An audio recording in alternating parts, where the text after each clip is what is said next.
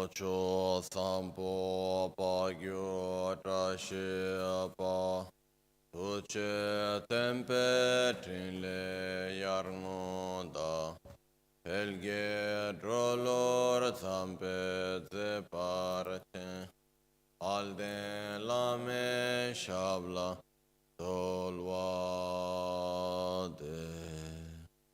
Omo a guru vajra dara suma timo nisha sane karma Uta vardanya shri bara varsta manya sarva siddhi hum Om guru vajra dar suma timo nisha sane karma Uta vardanya shri bara varsta manya sarva siddhi hum Om guru vajra dar suma timo nisha sane karma Uta vardanya shri bara varsa manya sarva siddhi hum Om guru vajra dar suma timo nisha sane karma Uta vardanya shri bara varsa manya sarva siddhi hum Om guru vajra dar suma timo nisha sane Uta vardanya shri bad varsa manya sarva sibi Om guru vajra dara suma timo nisha sane karma Uta vardanya shri bad varsa manya sarva siddhi Om guru vajra dara suma timo Shasane karma uta vardanya shri bara varsa manya sarva siddhi Om guru vajra dar suma timo nisha sane karma uta vardanya shri bara varsa manya sarva siddhi Om guru vajra dar Suma timo nisha sane karma Uta vardanya shri bara varsa manya sarva siddhi Om guru vajra dar Suma timo nisha sane karma Uta vardanya shri bara varsa manya sarva siddhi Om guru vajra suma timu nisha sane karma uta vardanya shri bara varsa manya sarva siddhi Om guru vajra dara suma timu nisha sane karma uta vardanya shri Manya sarva siddhi Om guru vajra dara suma timo nisha sane karma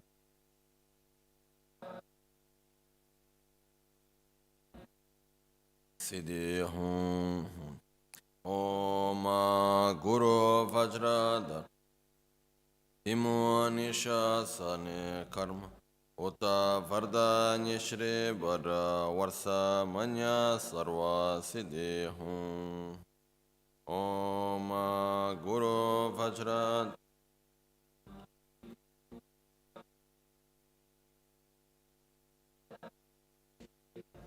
varsa manya sarva siddhi Om guru vajra dar Suma timo nisha sane karma Uta vardanya shri bara varsa manya sarva siddhi Om guru vajra dar Suma timo nisha sane karma Uta vardanya shri bara varsa manya sarva siddhi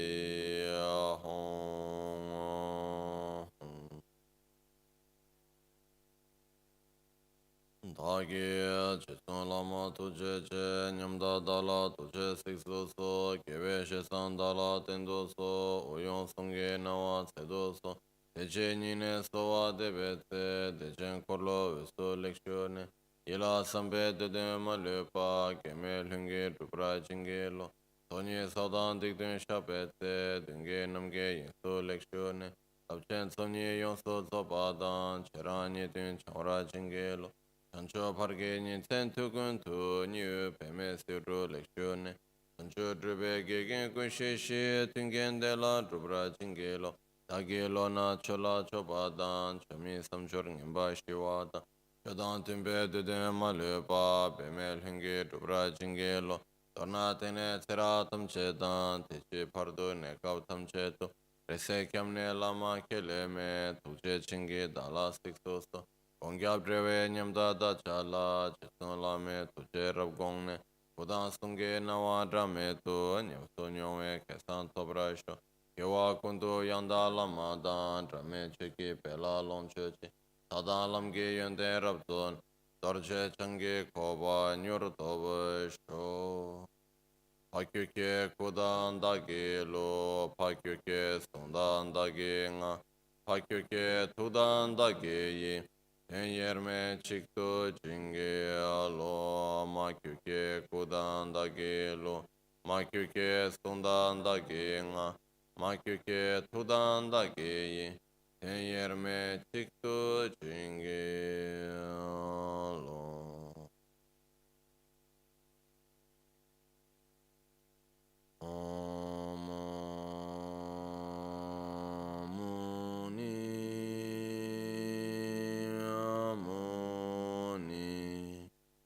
Mahamuni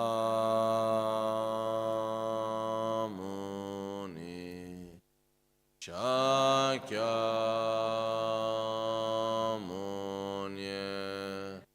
Swaha Omuni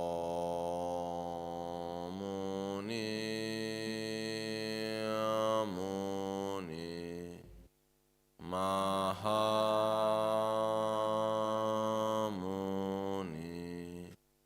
Shakyamuni Swaha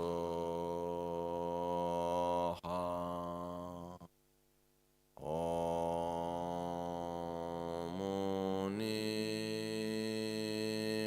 Amuni Mahamuni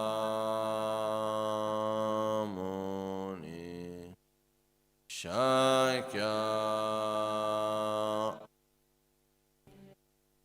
Soha.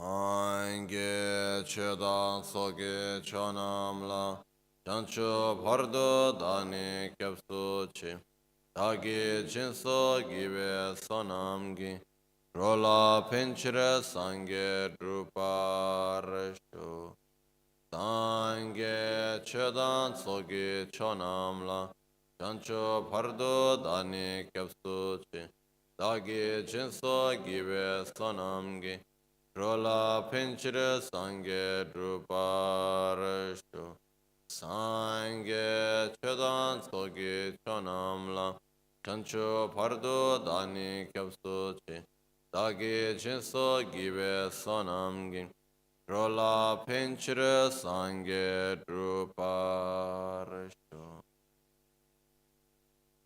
In the Buddha, Dharma and Sangha, I take refuge in pure enlightenment. To the practice of generosity and the other perfection, may I attain Buddhahood for the benefit of all sentient beings. Lama Tsongkhapa guides us with his question into a very important point, is karma. And it's very important at the same time complex. It's not something so easy and not really that difficult. It's actually quite simple in a way, but it becomes complex in the moment that it is something quite new for most of us. It's a concept that it's not really part of our paradigm. So we need to listen to it, reflect upon it with quite an open mind, in order for us to say, okay, what it is, let's understand. Because the difficulty that happens very often, that when we listen to something, we already listen to that word already with preconcept. Every word already has a meaning for us, and very often the meaning that we give to that word is different of the meaning that it's meant to be on the original language, like Tibetan in the case. So, when we talk about karma, we need to listen about it with quite an open mind. We need to somehow be ready to learn something that is very new for us. Somehow it's important for us to take away what's our basic understanding and say, okay, let's see what. Okay, that's how I want today to try to introduce to everyone what karma means. The question itself that Lama Tsongkhapa put is very long, maybe one of the longest of the text. It is, let me see here, question 27. I have 1, 2, 3, almost around 3 to 4 pages of question. Then the answer is again 1, 2, 3 pages of answer. So, which is okay. But, because there are many, many aspects of karma. Okay, but let's try to see. First we go to question 26, and then we'll go slowly as we read the question 27. We'll go through explanations of what actually karma is. What I want today to share with you most of all is to have an understanding of what is karma. Okay. The first thing. Okay, so we'll just read the first question, which says, question number 26. Yang dikpa shabala so cheching, kal chesho, ngö sheba rangshi ngö zimba kangla che, dikpa shakpar chebala, topshi tsowo te nang ne, nyembo kundu chobe cho, yang dikpa topda maradu, choba kungi gewa tuki dikpa laminge, cheba yina min.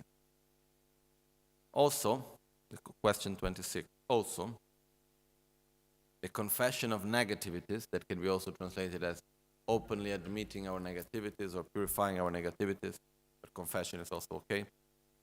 Also, the confession of negativities is important and fundamental to know. What would you identify as being negative? Regarding the confession of negativities, the 4 powers are principal, and among them, what is most supreme is the power of constant application of the antidote. Yang dikpa shakwala tso cheshin, kal chesho ngö sheba rang shik ngö tingo bakang la che. Yeah, the translation of the question is a little bit wrong, because it says here also, the confession of negativity is important and fundamental to know. What you identify as being negative, no, that's not the correct thing. What would you also in the confession of negativities, what is the important and fundamental aspect that you need to identify to know? That would be the correct question. The question is not that, okay, purify negativities, it is also important, but the question here, yan dikpa shakpa la, to the purification of negativities, to the confession of negativities, what is that we need to know that is the most important and the fundamental? What is fundamental and important to know and to recognize in the purification of negativities, in the confession? And here, Panchen Rinpoche answered, the most important thing that we need to know is the 4 powers of purification, and among them, the most important is a constant application of antidote. Okay? So, but before we enter into this, we need to go one step behind. In order for us to be able to understand correctly what it means to purify, we must first understand what is karma. Okay? So, before going on through the rest of the questions, I would prefer really to stop 1 minute and say, okay, let's talk about karma.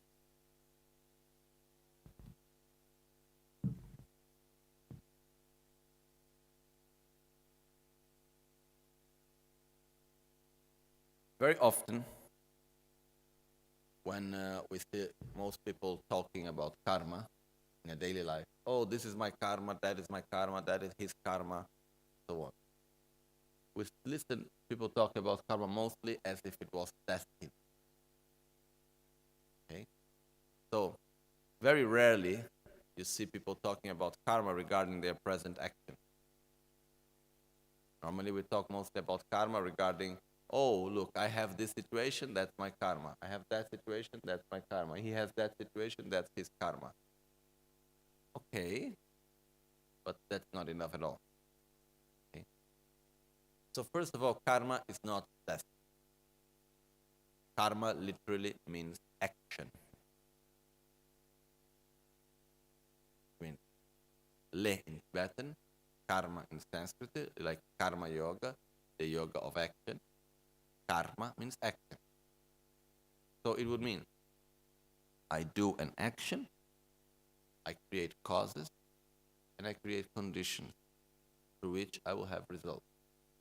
Okay? So the main thing about karma is the understanding that everything that we experience, all the sensations that we have,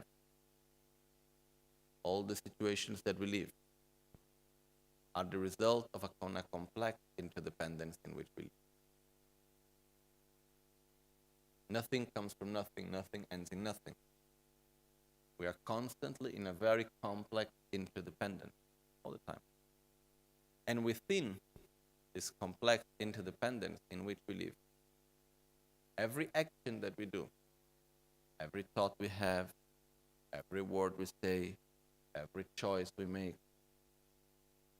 it's part of this interdependence. It's interacting with the whole rest. So every action I do, it has two results. Let's put it in this way. Every action we do, it works on two fronts. At the same time, when I say something, for example, I am creating a cause that I will receive the result one day. Like a plant the seed that I plant for the future. At the same time, the same exact action is a condition that I am creating in order to experience the result that I have created in the past. We have talked a little bit about this when we saw the 12 links of interdependence, but again, so the same action that I do, I say, I love you, with a specific intention, okay, with a motivation. And I'm creating a seed for the future, planting a seed that I will harvest on the future, and I am also watering, at the same time, a seed that I have planted in the past. So every action that we do is, at the same time, a cause and a condition. It's a cause for what we will experience in the future, and it's a condition to access a seed that we have planted in the past. Okay? So, every word we say, every thought we have, every choice we make, everything that we do, it has two functions, cause and condition. Cause is like the state that we will have in the future. It's like doing something today that we will experience the result in a near or far future. We don't know. It could be tomorrow, it could be today, or it could be in 10 lifetimes or 1,000 lifetimes. We have no idea when. Okay? Like the actions that we do is like a lotus seed. The lotus seed, it has a very specific characteristic, is that the lotus seed, it can last for very, very long. It said that a lotus seed can remain for even 1,000, 2,000 years without, how to say, ripening, without growing, okay? But it will only grow as a flower when the conditions are perfect. Until the conditions are not perfect, the seed can wait there for 1,000 years. So one of the metaphors of this lotus seed is also representing having the patience to wait for the perfect conditions in order to have the result. When we see a lotus flower, it means perfect conditions were there. And that seed could have waited 1,000 years. So when we do an action, it's like a seed that we plant. And that seed can take very long time before it gives its own. So this is the aspect of making a cause. So whenever we do an action, we are planting a seed. One part. At the same time, that same action is a condition. The condition that we are making in the present, through which we will access some seed that we have planted in the past. In other words, the present moment is the condition that will access the actions that we have done in the past. And it is, at the same time, the causes that we will do to experience the future. Like the present is what is constantly connected to the future and to the past. We're constantly connected to both. Okay? Now, within that, actions have coherence within it. In the interdependence between things, there is coherence, which means some sort of actions will bring some sort of results, other types of actions will bring other types of results. Okay? There is a coherence. It's not something that is totally, how to say, arbitrary. Okay, just do something there and whatever will come will come. No. There is a specific relation between actions and results. To make it simple, it is said, okay, positive actions bring positive results, negative actions bring negative results. But basically the concept is the results are coherent with the cause. Like if I plant a seed of an apple, what fruit will come out of it? Apple. Can I get an orange? No. Okay. So what happens is that the seed that we plant brings a fruit that is similar to the seed itself. There is coherence between action and result. That's why we have some freedom to choose in our life. Otherwise, it would be completely crazy, no? We could make no choice at all. So, within that,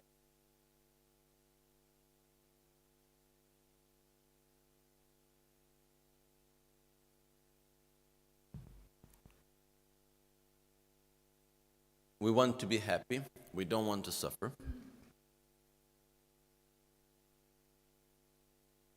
And we have here two words, which it's very difficult to translate,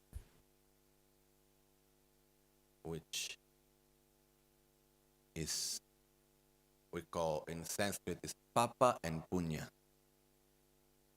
Okay? Papa means negativity. Punya means merits. That's how it's translated, at least. Okay? Papa sometimes was translated into sin, as sin. Sometimes it's translated as negativity. Sometimes translated as negative actions, negative karma. Punya can be translated as, this is a Sanskrit word, no? It can be translated as merit, as positive karma, virtuous actions. We can translate it into many ways. But let's go to the definition more than the word. Okay? What does it mean? How does actions manifest their results? Through sensation. Okay? So every sensation of pleasure is the result of a positive action. Every sensation of suffering is the result of a negative action. The sensation. Karma manifests its results through our own sensation. Because it's through sensation that we experience reality. Our basis to say if something's good or something's bad is the sensation that we experience. Okay? The sensation is pleasurable or is unpleasurable, joy or suffering. That's the main thing that actually makes us to experience reality. So, positive karma or punya, merit, it means the resource for happiness. Like credits. If we make a metaphor, material metaphor, it's like having credit. Papa or negativities is like debts. It's a resource for suffering. Basically. Which means every action we do, we plant seeds. There are sweet seeds and bitter seeds. The sweet seeds will always bring sweet results. The bitter seeds will always bring bitter results. It doesn't matter, even if we put them together for a long time. Still, each one will bring their own result. It doesn't matter if I have a plantation and I put the same field, in the same place, I have 1,000 sweet seeds. If I put one bitter seed in the middle, will it become sweet? No. So, every action we do, it is there. When I do a positive action, it will bring a positive result. When I do a negative action, it will bring a negative result. But basically, when we talk about karma, it means interaction. It means interdependence. And there is no one to judge. There is no one to punish. There is no one to give us a reward. It's simply us with our own interdependence. Someone may say, oh, but that's quite a lonely view of reality. I don't know. It's a coherent way of seeing things.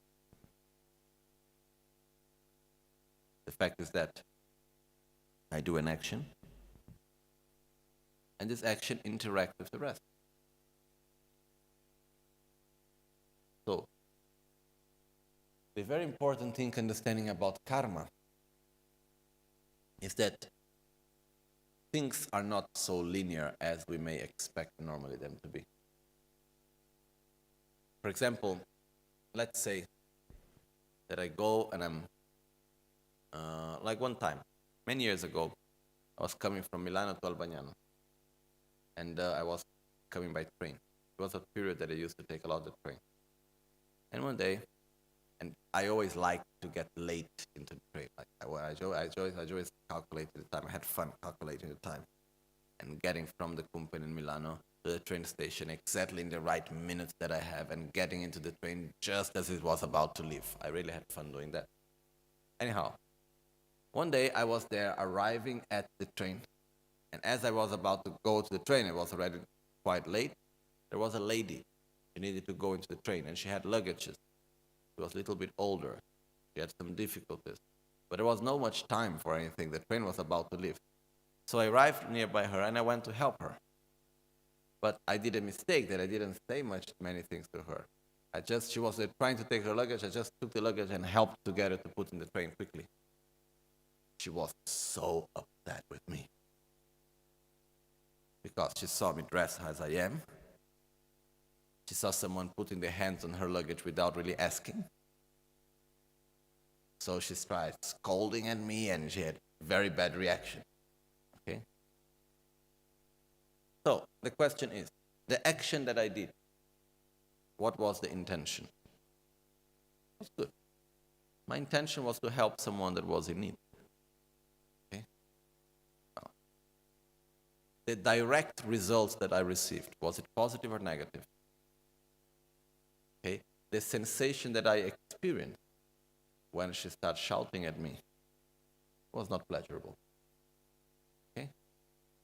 So, in a very direct way, what would we say? What was the result of my action, positive or negative? Negative. She got upset. Most probably did some harm. If we talk about karma, she did also negative karma by getting angry and so on. I was not upset, but I didn't feel comfortable that I made another person upset trying to help her. So the result was not good. So we could, in a very direct way, say, okay, positive action, negative result. Okay? But when we enter into talking about karma, it is not exactly like that. What happened is the following. The action that I did, it was a positive action. The conditions I created was a negative condition. Okay. Normally, what we say is the cause of things. They are the conditions. What normally in our daily life we say, oh, why I have this problem? Because you did this, that person did that, because this is like this, because that is like that, because I said this, then you reacted in that way. That's why I'm suffering, and so on. What normally we see as the causes of things actually are the conditions. The actual cause is much behind. We cannot even remember what we had for lunch yesterday. How can we remember the causes that we have created? You know? So, it's like similar to a sickness. Normally when we have when a sickness manifests, in the moment that it manifests, there was a condition through which the sickness manifested. But the true cause of the sickness is much behind, much before. The seed of the sickness, what made the sickness, something much before. Normally, we relate mostly to the conditions, which is, let's call the direct cause, what is happening at the present moment, but which is not actually the real cause. It's just a condition. Like the water. Why is the seed ripening? Oh, because someone put water. But if there was no seed, there would be no result, even with an ocean of water. Okay? So what was the actual cause? The actual cause is something that I did. When? I don't know. The same action that I did, trying to help that lady, it was, I believe, a positive cause because my motivation was good. My intention was to help. I did something to help that lady. I rejoiced about it. So I think it was good. But the same action as a condition was a negative condition. As in the present interaction, it was not positive and it made negative a cause of the past to ripen. Okay? So, the same action is a cause for the future and a condition that will access something that we have done in the past. And we are constantly working in these two fronts, creating new causes for the future, accessing causes that we have done in the past. Okay? Within that, we have total freedom to do anything we want, but we are not free from our own, from the resources that we have created in the past. Like, are we free to buy anything we want? Yes, as long as it is for sale and we have the money. Right? I cannot go to someone and say, oh, but I have the money, you must sell me this. And I say, I'm sorry, this is not for sale. I cannot get it. This is, for example, when we have all the causes, but there are no conditions, no result. On the other side, if there is something that I want so much, the conditions are all there, but I have no causes. Like going to the shop, it is for sale, someone is there, wants to sell me, but I have no money. I cannot have it. This means it's like having the conditions, but not having the causes. Okay? So we are free to do what we want as long as we have created the causes in the past and we have the conditions in the present. The conditions is made of two parts. Our own actions in the present and the interaction with other people and other reality around us, with the rest of reality around us. So, when we talk about the right conditions, it does not depend only on me. It depends on the place where I am, the people that are around me, the situation that is happening, the choices and action of everyone around me. This is all part of condition. And together with that, there is my own action, which is the way how I interact with the world. And in the moment that we are in a certain situation, certain conditions, which does not depend only on me.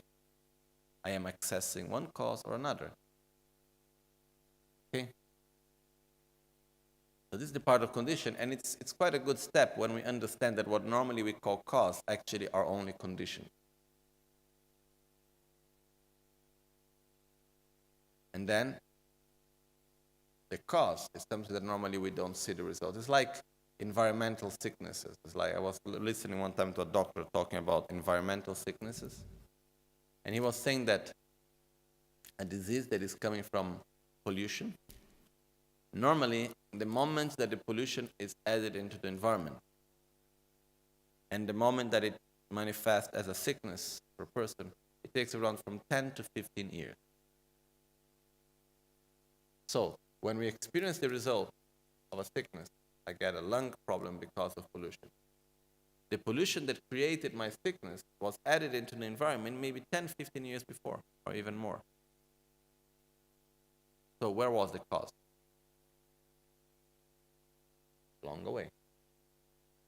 No? There are many things that if we look nowadays, for example, there is one example in Brazil that for me is quite clear. When we look at the social violence that exists in Brazil, quite strong. Violence that we have between different classes, and we have a lot of violence in the streets, and we have a lot of violence of people stealing and killing, and it's like we have more death in a year than it's like a country with a civil war, really.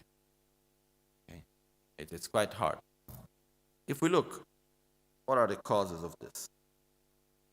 For me personally, when I look at the violence that exists in Brazil, and then we start to observe that Brazil was one of the last countries in the world to abolish slavery.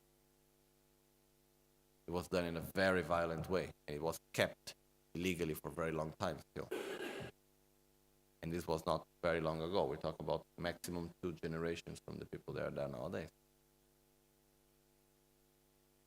If we think about the whole past of Brazil, of this past 200 years or more, then we can understand much better the violence of today. So, very often, to understand better the present, we need to go to look backwards. And there we will see the seeds that were planted, and that we are still today eating the fruits of it. Okay. So,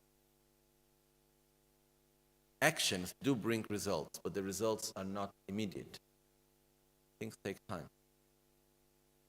In the same way, if I want, for example, if we talk the same way, if I want to solve many problems that we do have in Brazil, because it's something that a subject that I've talked many times, I don't see any solution that is short-term, because the problem is a long-term problem. Solutions that I see, it would take maybe 50 years to start to see results. Maybe more. So, actions bring results, but it's not immediate. In our own life, for example, if we look from another perspective, nowadays, do we experience results of things that we experienced like 10 years ago? Things that happened 10, 15 years ago, or even more? Can we experience results nowadays of it? Sure. Situations that we live, places that we have been, people that we met, words that we say, things that we listen. You can experience now the result. And maybe at the moment it didn't look as something and anything so important. And after 10, 15 years later, whatever, we are still experiencing the results of that. Okay? So the important thing to understand is that action, there is between the action and the result, there is a time. And then there is the result. But at the same time, in every action that we do, we are creating a condition to experience some result, a result of some action we did in the past. So it's not like a moment in between an action and a result. There is a moment of no result and no action. This doesn't exist. We're always making new causes. We're always planting new seeds, always acting. And at the same time, we are always also harvesting the causes that we have done in the past. Okay? So this way of life, which is not the way of life, this reality in which we live, this interdependence of causes, conditions, results, in which we are constantly living, is called karma. Okay? Yes?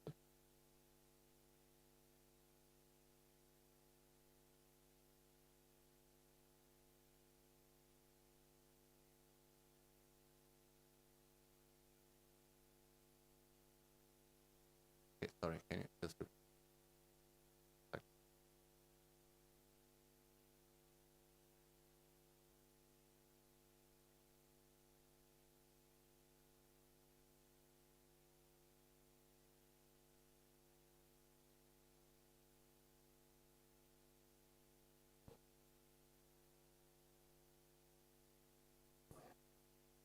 No, the lack of, for example, okay, if you're peeling a potato, whatever, okay, and then you cut your finger, the cause of that was not the unawareness of the moment. This was the condition.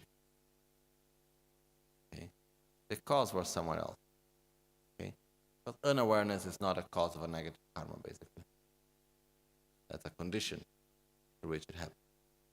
Is it possible there to be immediate karma? I think so. It's possible. It's quite difficult, very rare. Very, very difficult. I remember one time, this thought came to my mind. It doesn't mean it was that, but just the thought came to my mind. I was in India.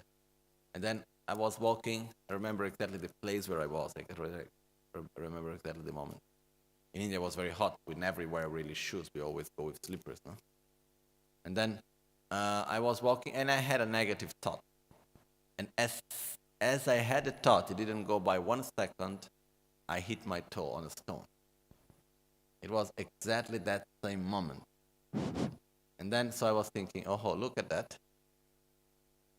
Immediate result, which is just a thought, which is not necessarily like that. Okay? Karma is said to be the most complex thing to understand. It's said that only a Buddha is able to say what cause will bring what result, and then each result from what cause it came. For example, when we experience something and we say, oh, which was the cause of this? Only a fully realized being can say. We're not able to say that. It's too complex.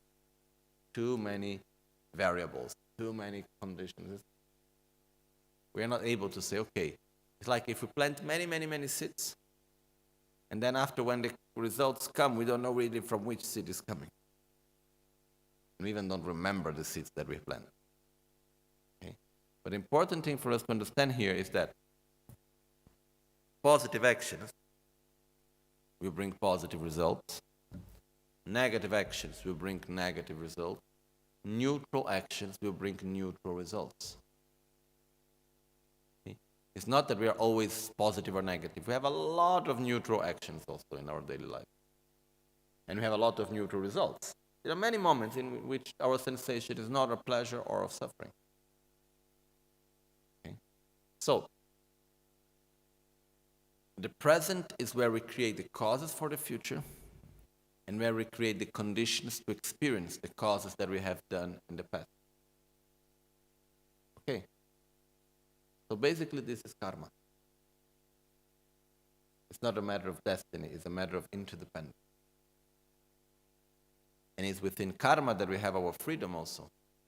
Because depending on the actions that I do in the present, depending on the place that I go, the people I meet, the conditions I create, I can access one karma or another, and I can create one type of cause or another. And so that's where I have my freedom to make difference in life. Possible.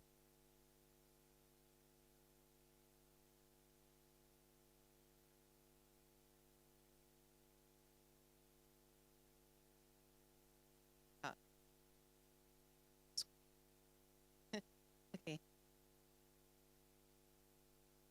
So, if the mind unawareness is just a condition of the karma, right, and is not a cause, so how can we change our karma if not through working on our mind? No, the unawareness, it's a condition related to that specific result. It's a cause for something that we will experience in the future. Okay? we can work on our karma by, first of all, changing our behavior internally. So, developing awareness, developing compassion, developing generosity, and so on.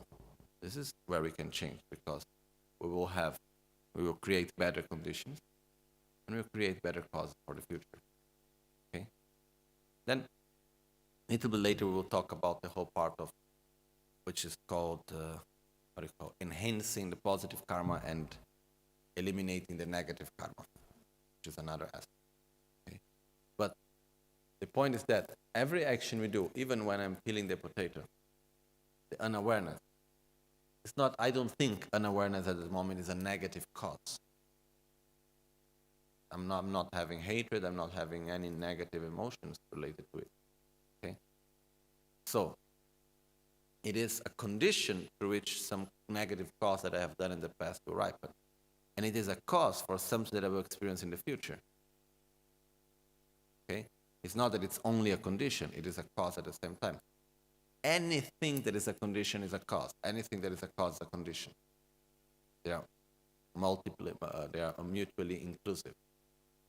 If it's one, it's the other. If it's not one, it's not the other. It's always there, both. Okay?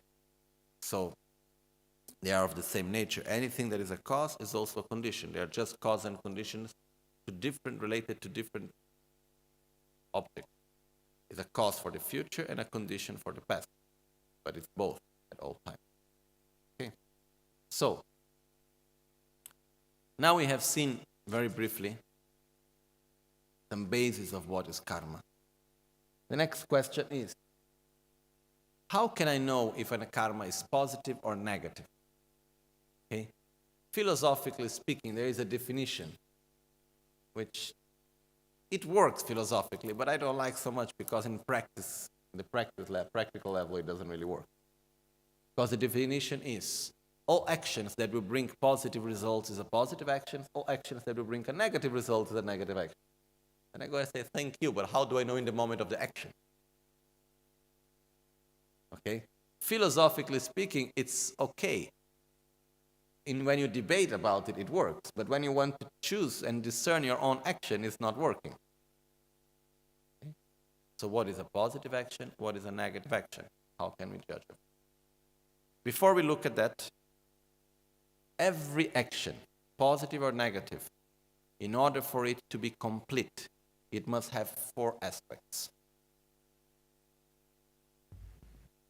Like a seed, in order for that seed to be a healthy seed, to bring the full potential of result, it must have 4 conditions in the action, which is to have the intention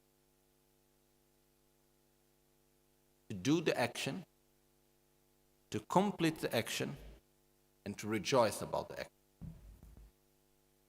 Okay? I want to help you. I go to help you. I was able to help you. Oh, I'm happy that I did it. I want to lie. I say the words. You believe in what I say. I did it. A complete action. Okay? So, positive or negative. We have the intention and awareness of the action. Then, there is the actual action.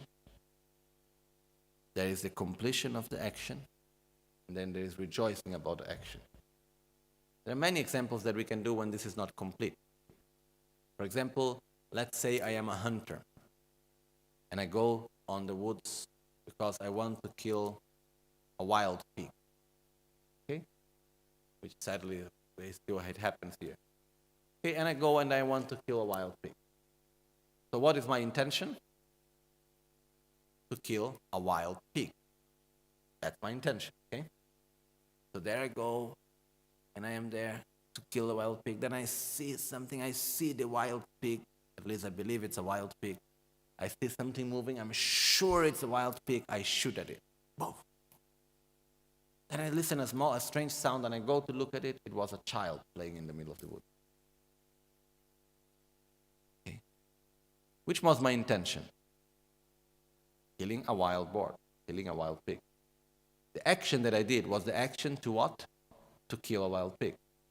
That was the action that I did through my intention. What was the result? What did I actually do? I killed the child. So I don't rejoice about the action. Okay? So here what happened? The action of killing a wild pig started but did not end. The action of killing a child was completed, but it had no beginning and it had no end, in the sense there was no intention and there was no rejoicing. Okay? Am I responsible for the killing of the child or not? Sure. But there is a big difference if I look and I say, today let's catch a child. And then I look at the little children playing, and then I look at him and say, okay, there he's going, wait a minute, and then I shoot at him. Okay, and I say, I got him, one child less in the world. Okay? If I have this craziness and I do something like this, it's a big difference, karmically speaking, than wanting to kill a wild pig and finally killing a child. It's the difference between the two. In order karma to be complete, it must have intention, doing the action, completing the action, and rejoicing about the action. Another example, which I like. Karma is complex. I am on the 10th floor of a building, on a kitchen, teaching children how to make cake on an electric oven. Okay? And then suddenly, I am in the kitchen with full of children, and suddenly this electric oven that I have starts to get on fire. And it's coming a very toxic smoke from it. Okay, because of the plastic burning, whatever. I try to see, and the door is closed, and I cannot open the door, and I am in this kitchen with all these kids in there, and I start to get afraid that I'm going to harm all the children with this toxic smoke that is coming out, and it can become really dangerous with this thing in fire. So, wanting to find the most quick solution in order to protect the children, I take the oven, and I throw it from the window. I said, finally I was able to protect all the children, no children is harmed. Oh, that's so good, I'm happy of it. What was my intention? To save the children. I did save the children. I did everything, I saved the children, and I rejoiced about it. So that action is complete. But in between, the oven fell down from the window and went on the head of a person, a man that was walking down there. And I killed him. Am I responsible for his death? Did I did it intentionally? Did I know what I was doing in that sense? No. But did I do it? Yeah. I'm still responsible for it, legally and karmically. Okay? But in both senses, both legally and karmically speaking, there is a big difference. If I look at the man passing, okay, let's calculate, he comes here every day at this time. Then one day I will just throw it to check how long it takes to get down. Then I will go the next day and look, okay, here's the oven, right size, right weight. Here he's coming. Let's throw on him and let's make it look as it was an accident. Then I throw it, it falls on his head. I got it. There is a big difference in between the two. Okay? So for any action to be complete, it must have the 4 parts. But any of the 4 parts is already an action. The intention is an action. Doing the action is an action, even if I don't complete it. Or completing the action without having had the intention is also an action. And rejoicing is also an action. All of the 4 parts, by itself, separately, have a strength. But when they're all together, the karma is complete. Like the seed, it's very strong. Okay? We have these 4 parts. But each one of them separately also have a strength. So if I take the example of before, I go to help a person, this lady that is going on the train. I want to help her, I do the action to help her, I finish to help her even though she wasn't happy. If I rejoice, okay, I could help her, I'm happy for that. Even though she was upset, I'm happy that I could help her. The action is complete. If I say, why I helped this woman, I was so stupid, look at that, now she's even angry at me. No rejoicing, the action is not complete. I help a person, the person is not grateful to me. I said, oh, why did I help this person? I shouldn't have done that. The action is not complete. I simply rejoice about something positive. It's an action also. I rejoice about something negative. It's also an action. So the 4 parts: intention, it's an action. Physically doing whatever I need to do, I say the words, it's another part. Completing the action, which means the completion of the action is directly connected to the intention. What do I want to do? Then I complete the action. And the 4th part is to rejoice about.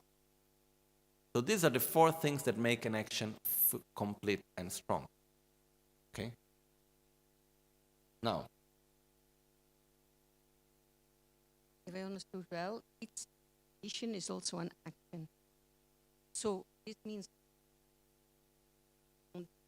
which is an action need for conditions to be complete. Or is this too much? No, not exactly like that.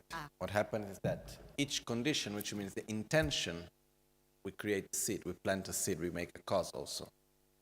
The actual action, we are also creating a cause. When we conclude the action, we are creating a cause.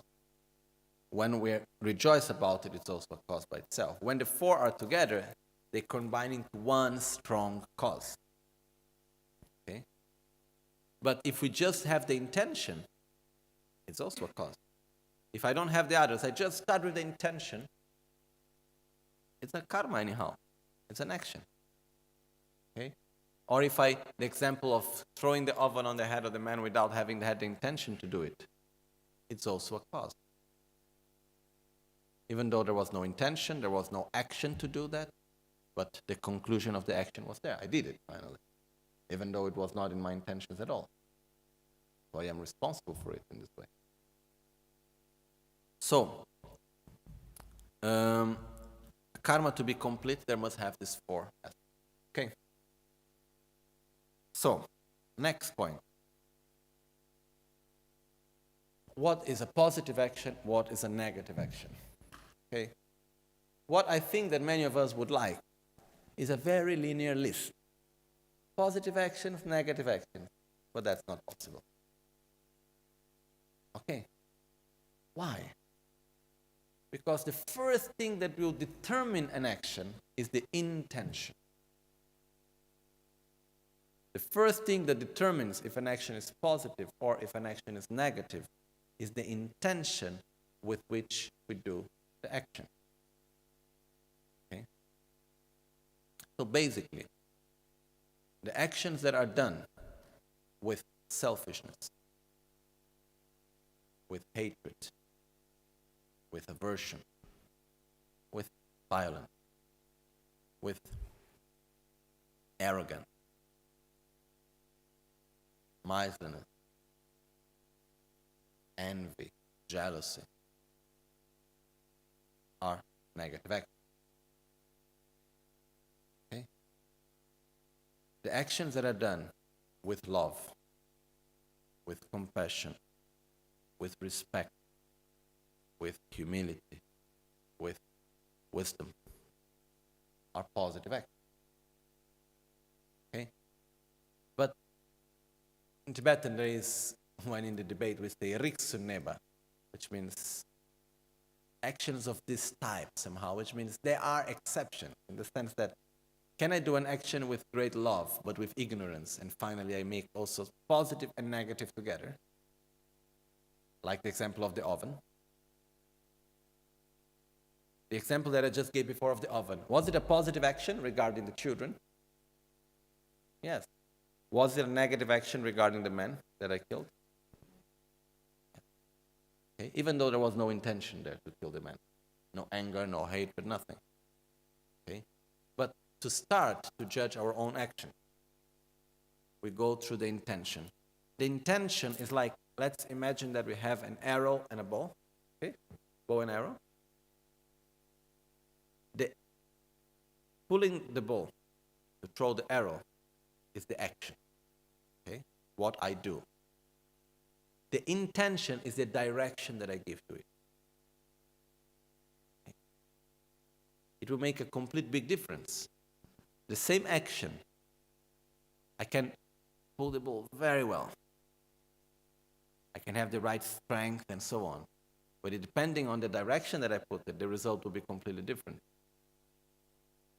So the intention is the direction that we give for every action that we do. Okay? When we talk about karma in the philosophical texts, karma is described within the mental factor intention. That's where it's defined, our karma. It's called Simchung Dumpa, which is, we have 5 omnipresent mental factors. One of them is called intention. It's the basis of motivation. It's the reason why we do things. So that's where it's founded, is the fundamental aspect of positive and negative karma. It's in our intention. So if our intention is of selfishness, is of hatred, of attachment, is all manifestations of selfishness itself. Okay? Most probably it will be a negative action. If our intention is based on respect, on love, on generosity, so on, most probably will be a positive action. Okay? So this is the main part for us to start to discern. Then after we can go into a whole other aspect which is called ethics, in which we will discuss the actual external actions. What is positive, what is negative, what is right, what is wrong. But the same action externally can be positive or can be negative depending on the intention. Okay. The same words, the same action, depending on the intention that is behind. It can be positive or it can be negative or it can be neutral. Okay.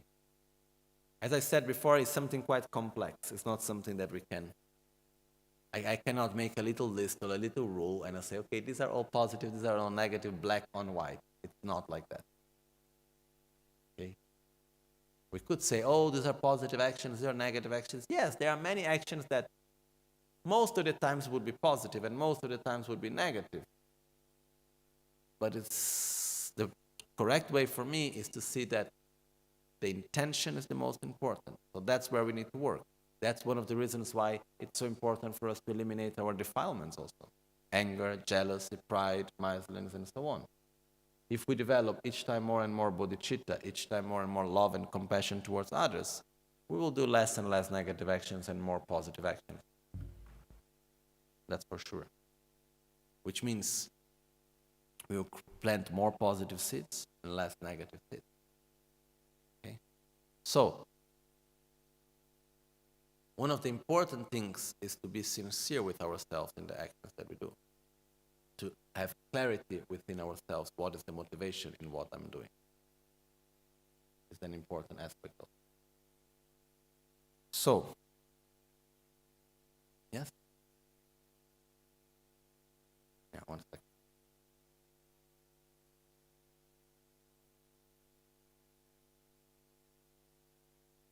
Speaking about positive and negative action and positive and negative karma, what is your definition of positive and negative?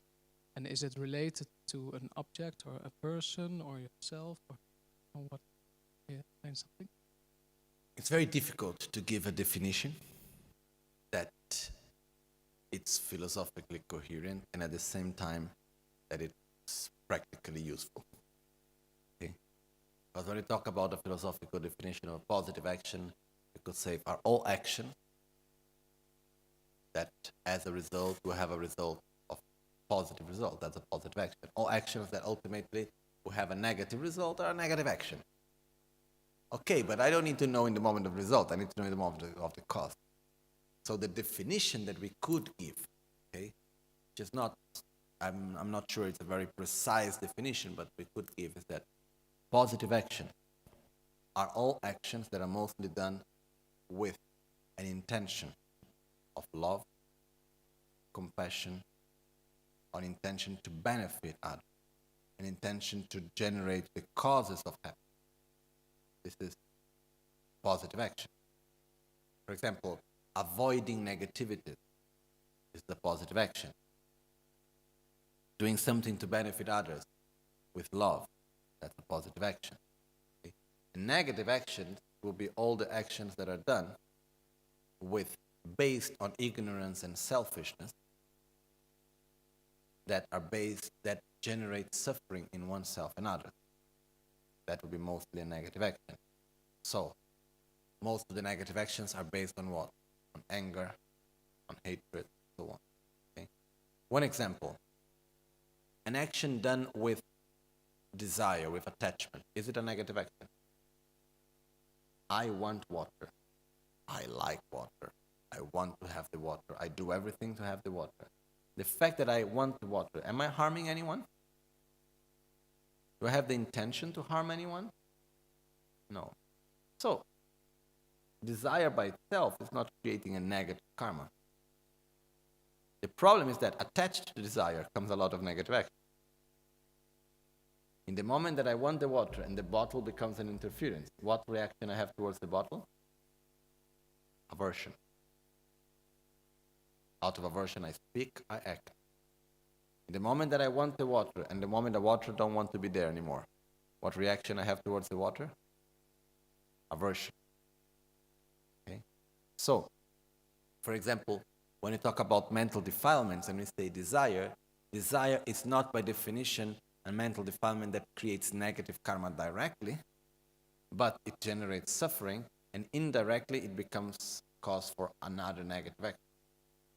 So we could say that negative actions are mostly actions that are done with the intention of harm, are based on aversion, are based on violence, mental, verbal, physical violence.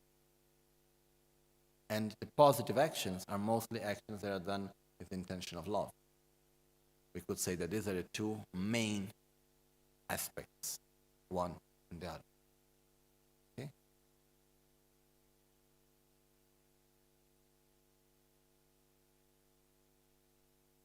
Is it always related to others, or can you have also negative action towards yourself? Maybe, for instance, I hate myself.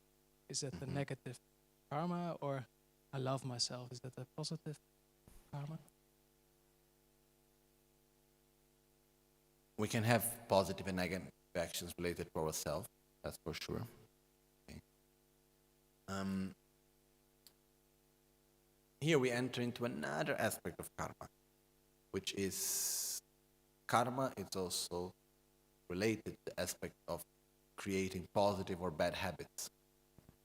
The more I repeat an action, the more it will be easy to repeat that action. Okay? So what happens is that the moment that I generate a positive thought toward myself, the more that will be generated again. The moment I say, oh, I want to get out of suffering because I cannot anymore live with this ignorance and hatred and so on, I generate something positive intention towards myself, which is love towards myself, that will also reflect on others, ultimately. So I am creating a positive interdependence. I am creating a positive karma in this way. In the moment that I generate a mind of hatred even towards myself, I'm creating a negative interdependence. Okay? In this way, I would say, yes, there is also harm.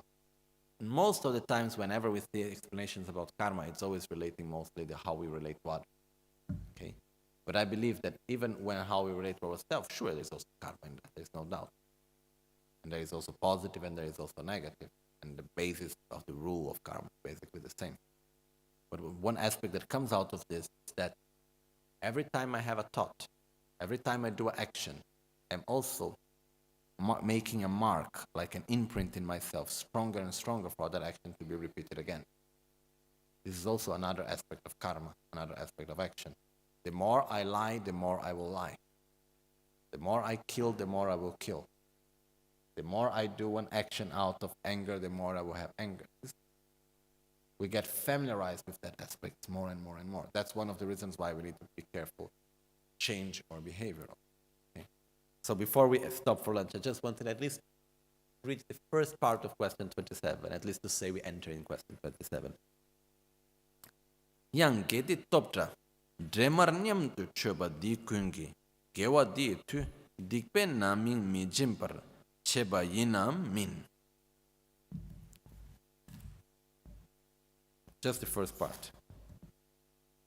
And also, when virtuous forces and negative forces are committed together and equally, can the force of all the virtuous make the negatives not come to their fruition, or it cannot? Which means, if I make positive actions, will that eliminate the force of the negative actions? And if I make negative actions, will that eliminate the force of the positive actions? Yes or no?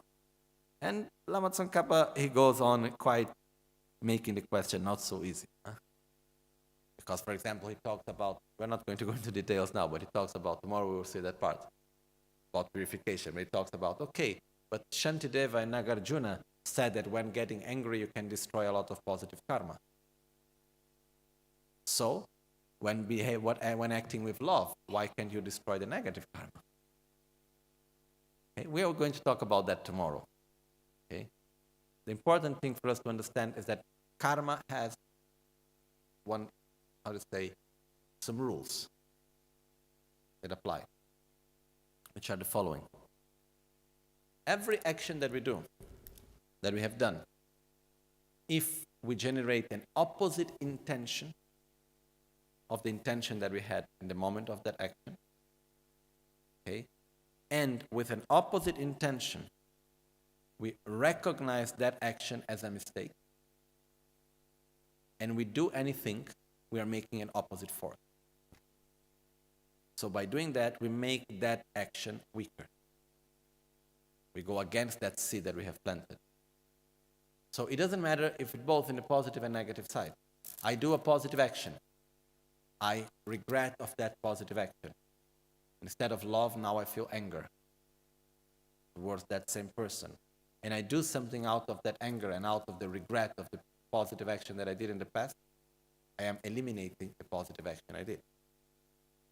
I am making a force that is actually opposing itself to the positive action that I did in the past. If I do a negative action, and then sometime after I regret myself of the negative action I did, and I generate an opposite intention of love instead of anger that I had in the moment of that action, and I do something out of that love, out of that regret of the negative action I did, I am opposing that negative action, making an opposite force. Okay? So, whenever we regret, we make an opposite force to the action, both positive and negative. If I openly admit and I recognize an action as a mistake, doesn't matter if it was good or bad, I am opposing myself. I am making opposite energy towards the action that I have done. If this is done with an opposite intention, it becomes stronger. Okay? Next point. Yes, Tutla. Okay. Next point. Whenever we openly admit an action, when we talk about it, when we open it to others, the action becomes weaker. Positive or negative. If I make a positive action and I go around talking about it, oh, I did this good, how good I am, I did this action, it becomes weaker. It stops growing. Because karma has also this aspect, like an inertia, an energy that we put, a seed that we plant. If we just keep it in the right conditions, it will continue to grow stronger and stronger. If we don't keep the right conditions, it will stop growing stronger and stronger. So one of the conditions to let it grow is to keep it secret. In the sense, if I make a negative action and I don't tell to anyone, I keep it for myself, I even hide it from myself, it will come stronger and stronger. If I do a negative action and I open to and I say to others, oh, I did this mistake, what did I do? Or I simply even say to people, I did this. I openly admit. Already I'm making it weaker. But if I do a positive action and I openly tell to others, oh, look how good I am, how positive I am because I did this and that. If we do with the right motivation in order to help others to have an example and so on, it could be positive. Otherwise, because we want the recognition of others to say what a good person I am, we make automatically that action to become weaker. Okay? So there are some aspects of karma. For example, negative in the sense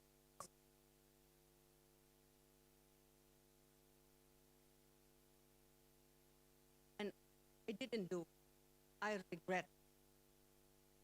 Then back and there, should give. She was so.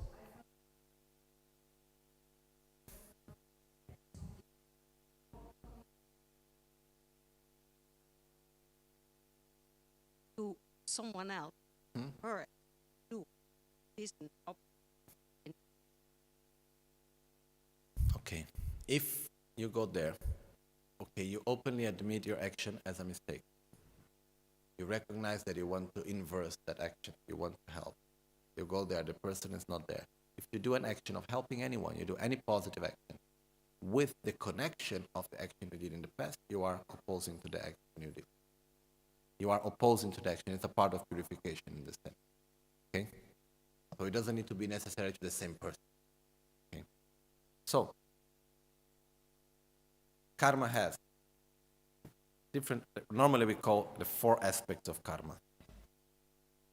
Positive actions will bring positive results, negative actions will bring negative results, neutral actions will bring neutral results. Positive, karma is coherent, first thing. Second things, if we do an action and we do not block that action, sooner or later it will bring results. Which means if we plant a seed and we don't burn the seed, sooner or later it will bring results. Fourth point, third point, there are no results that have not had a cause. Every result that we experience is the result of some action that was planted in the past. Fourth aspect, the karma grows. When we do something and we do not oppose to that action, it will become stronger and stronger. Okay? So the whole process of purification is connected to this. In order to purify, we need to generate an opposite intention to what we have done. We need to openly admit what we have done as a mistake. Okay? We need to have the intention not to repeat again such action. And we need to do something in order to purify. Okay? But tomorrow we will talk more about purification. What's the meaning of purification? Very briefly, to purify, there is a difference between purifying and experience and paying the debt. Like, in the moment that I experience the result, I am extinguishing the causes that I have done in the past. Every time I experience a sensation of suffering, it means some seed that I had planted, it's giving its fruits. And it's being extinguished. Okay? But this is not purification. Purification means to eliminate the seed without needing to have the result. Like if I have a debt, paying the debt is extinguishing the debt. But that's not purification. Purification means to eliminate the debt without needing to pay it. Like getting an how do you call it? Amnesty. Not having the need to pay the debt. This is a purification. So when we experience the result, we are extinguishing the debt, but by paying it. But we were still extinguishing it. So every time we experience a result of a negative action, we are extinguishing a negative cause that we have made. But the process of purification is in order to eliminate the seeds, eliminate the causes, without having to experience the result. That's what we mean by purification. Okay? So tomorrow we will go into the whole process of purification, how it should be done, and then we'll go more to the text. If you can read the text between today and tomorrow, question and answer 27, and then we will have tomorrow and the day after at least to see this part of karma in more details. Okay? So we go through what is purification, more details about the karma, and so on. Gyaltsen Lama kutse rapten chi namkar trinle chochur gepa dang Losang tempe dreme sasongi drove Michel tato negyorchi Nimo dele tsende Nyinsen takto delekpe Poncho sumke jinge lob Poncho sumke ngodrup so Poncho sumke Tashisho. At dawn or dusk, at night or midday, may the three jewels grant us their blessings. May they help us to achieve all realizations and sprinkle the path of our lives with various signs of auspiciousness.